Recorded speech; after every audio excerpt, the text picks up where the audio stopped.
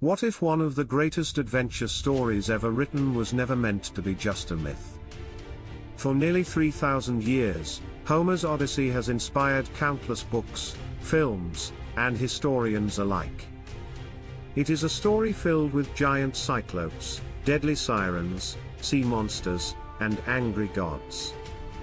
To many people, it is simply one of the greatest works of fiction ever created. But in recent decades, archaeologists have uncovered evidence suggesting that beneath the legends lies something far more extraordinary. What if the Odyssey preserved fragments of real history? What if the kingdoms, the battles, and even the journey of Odysseus were inspired by events that actually happened more than 3,000 years ago? To answer that question, we have to travel back to an age long before classical Greece, before the Parthenon, before Alexander the Great, and even before the Olympic Games. We must return to the Bronze Age, a time when powerful warrior kings ruled fortified palaces across mainland Greece. Between roughly 1600 and 1100 BC, the Eastern Mediterranean was dominated by a civilization historians now call the Mycenaeans. Their cities were unlike anything Europe had seen before. Massive stone walls surrounded royal palaces perched high on rocky hills. Skilled craftsmen produced gold jewelry, bronze weapons, and beautifully decorated pottery. Merchant ships carried goods across the Aegean Sea, connecting Greece with Egypt, Anatolia, Cyprus, and the Near East. For centuries, however, this civilization was almost completely forgotten. The Greeks who lived hundreds of years later remembered only fragments of their ancestors' world. Those memories survived not in history books, but in songs passed from one generation of storytellers to another. Eventually, those stories became the epics attributed to Homer. Yet Homer himself remains one of history's greatest mysteries. No one knows exactly who he was. Ancient writers believed he lived around the 8th century BC, roughly 400 years after the collapse of the Mycenaean civilization. Some described him as a blind poet who traveled from city to city, reciting epic poems from memory. Others believed several poets gradually shaped the stories over generations before they were finally written down. Modern scholars still debate whether Homer was one extraordinary individual or simply a name attached to a long oral tradition. But regardless of who composed the poems, one fact is remarkable. The Iliad and the Odyssey contain details about the Bronze Age that later Greeks themselves had forgotten. Descriptions of armor, royal titles, weapons made of bronze, palaces filled with treasure, political customs that disappeared centuries before Homer supposedly lived. For a long time, many historians believed these details were nothing more than imagination. Then everything changed in the 19th century. A wealthy German businessman named Heinrich Schliemann became obsessed with proving that Homer's stories described real places. Most scholars laughed at him. They believed Troy existed only in legend. But Schliemann ignored the criticism. In 1870, he began excavating a large mound called Hisarlik in what is now northwestern Turkey. Beneath layers of earth, he uncovered the remains of several ancient cities built one on top of another. Although Schliemann made many mistakes and damaged important archaeological evidence through his aggressive digging methods, later excavations confirmed something astonishing. One of those buried cities matched the approximate location, size, and time period traditionally associated with ancient Troy. Today, the overwhelming majority of archaeologists agree that Hisarlik is indeed the site of the historical city that inspired Homer's Troy. That discovery changed everything. If Troy was real, could the Trojan War also have been real? According to Greek tradition, the conflict began when Paris, a prince of Troy, took Helen, the wife of King Menelaus of Sparta. Greek kings united under Agamemnon and launched a massive expedition across the Aegean Sea. After a 10-year siege, they finally captured Troy using the legendary Trojan horse. It is one of the most famous stories ever told. But archaeology paints a more complicated picture.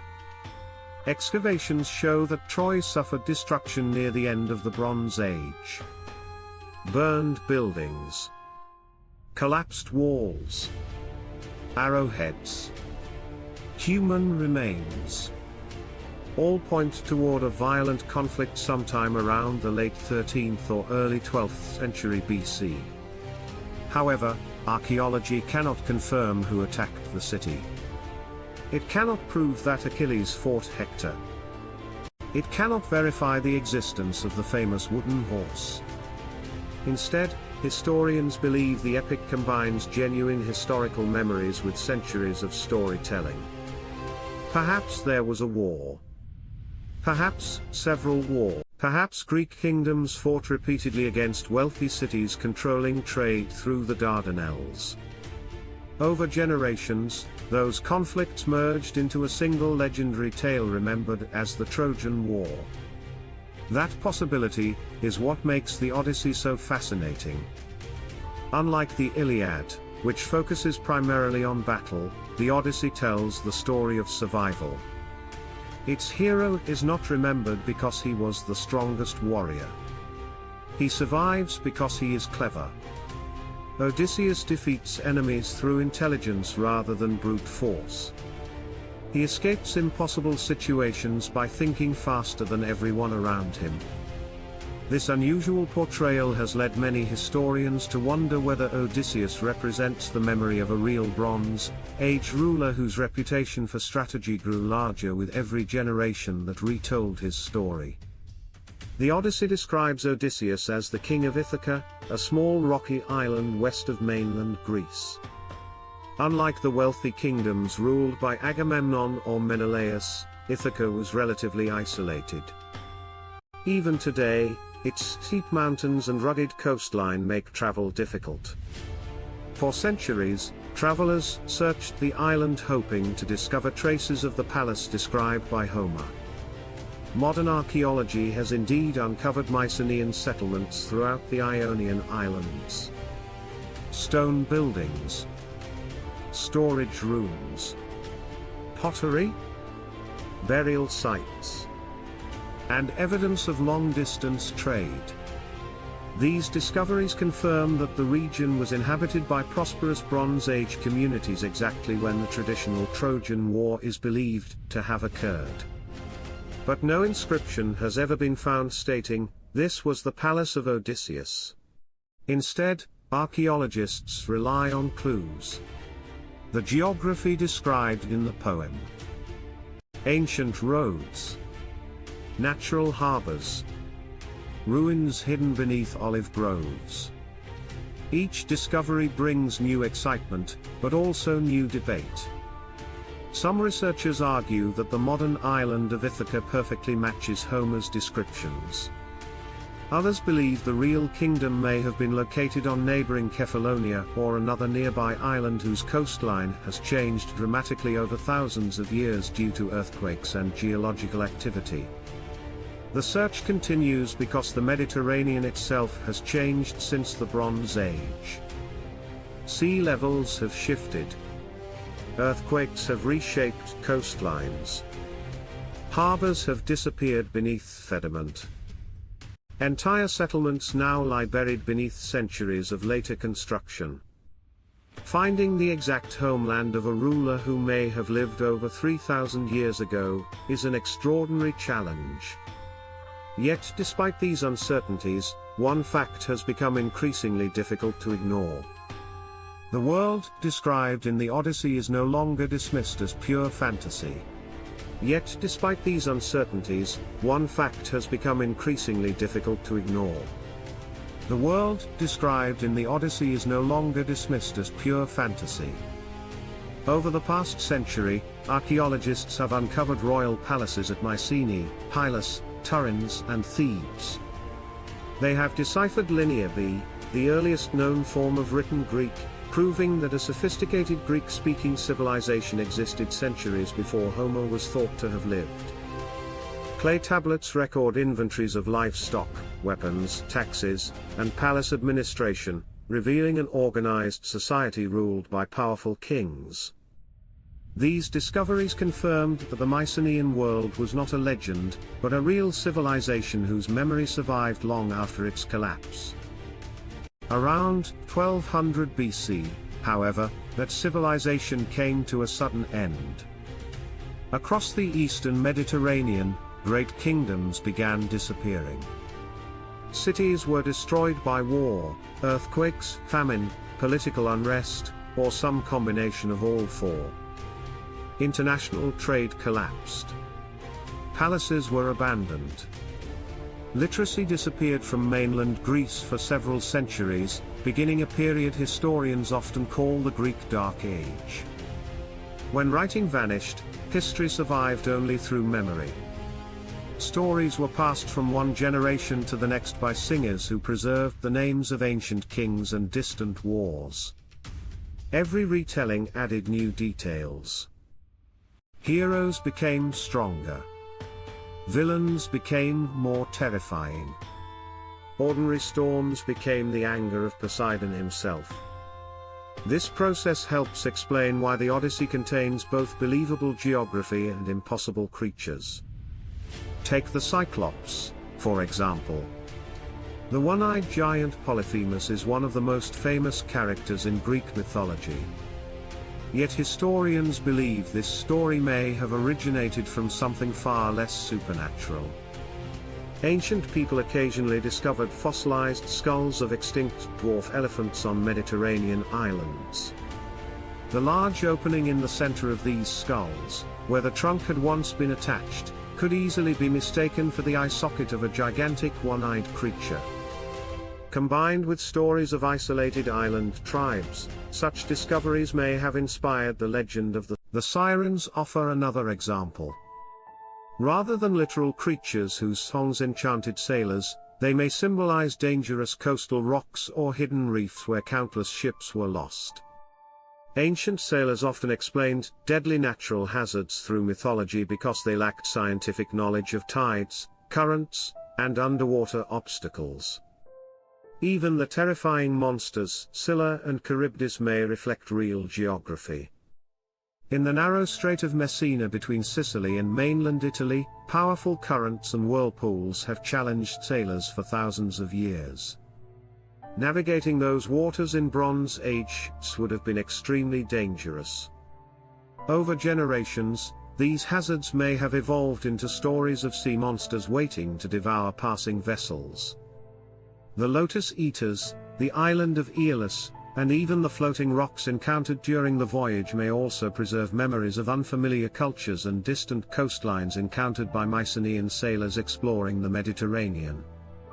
None of this proves that Odysseus personally experienced these events. Instead, it suggests that real voyages gradually transformed into epic adventures as stories were retold over centuries. Perhaps the greatest mystery remains Odysseus himself. Was he a real king? No archaeological discovery has yet answered that question. No palace bears his name. No royal inscription records his victories. No contemporary document confirms his existence. Yet history is filled with individuals known only through later traditions. The absence of evidence is not necessarily evidence of absence.